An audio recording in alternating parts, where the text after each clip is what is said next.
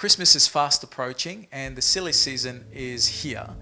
People tend to overspend or overindulge over this time, and I'm here with Dr. Ricardo George to find out what that results in when people overindulge. How does it affect them? How does it affect them mentally or in health-wise? How are you today? I'm very well, thank you, Bass. Thank you for having me on today. It's a pleasure. And so what are your thoughts? What are some of the ways that people tend to overindulge and then pay the price later?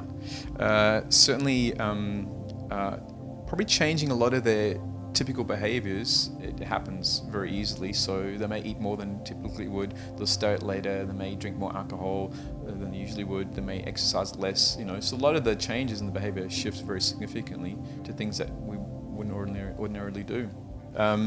Look, as a chiropractor, my main focus in my practice is really on the nervous system and how the body works, and we typically make quite a few measurements on looking at how the system's working, and that's typically beyond or deeper than people's conscious awareness. So what I typically see is some changes or some indications that the brain and the nervous system starts to struggle a little bit.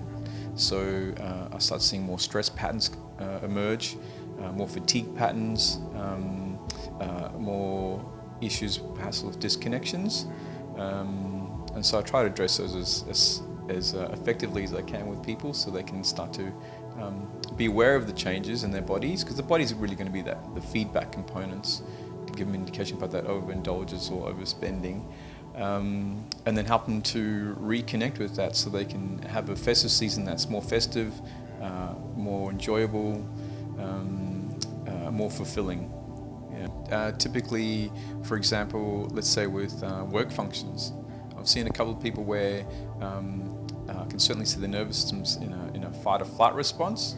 It's overactive, and they feel obligated to go along to these occasions, not really wanting to do it, but feeling obligated to go along and do it. And the body reflects that, so there's a lot of energy required to participate in that process, and then they deal with the consequences of overspent that energy, where the next few days they feel a little more exhausted, a little bit tired. There's the, I guess, doing things out of obligation. There's also people doing that with family. They're catching up and they're seeing family members that they normally probably avoid or escape most of the year, and then they have to catch up with them over this season. So where do you see that? Do you see that translate as tension in their body, in their physical well-being, their shoulders, are they a bit more muscular tense?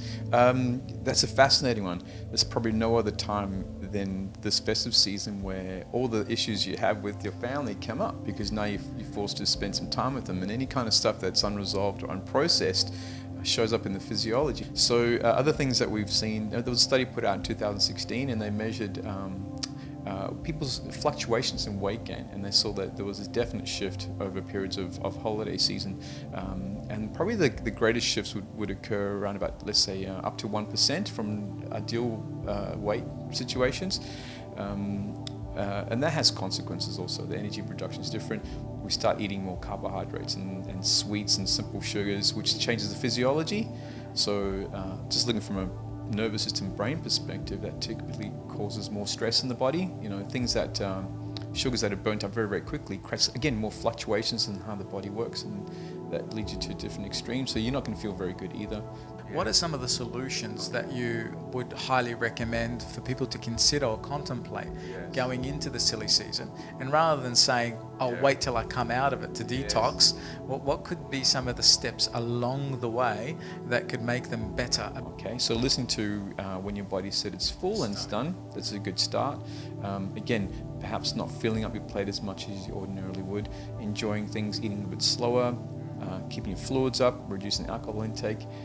Probably the other best thing would be to, if you are going to have a big meal, perhaps have an intermittent fasting the next day. Get up in the morning, go watch the sunrise if you can. Watching sunsets are very good, and staying well hydrated is the other one. Here, you're a local North Perth? North Perth, yes, yeah. So what's your email address? mindandlifecenter@gmail.com. Mind and Life Centre. They go hand in hand, don't they? Definitely. And we definitely need to tweak them and fine-tune them, especially during the silly season. 100%. Thank you so much for your time. Thank you, Beth. I'm Tadros for Undercurrent.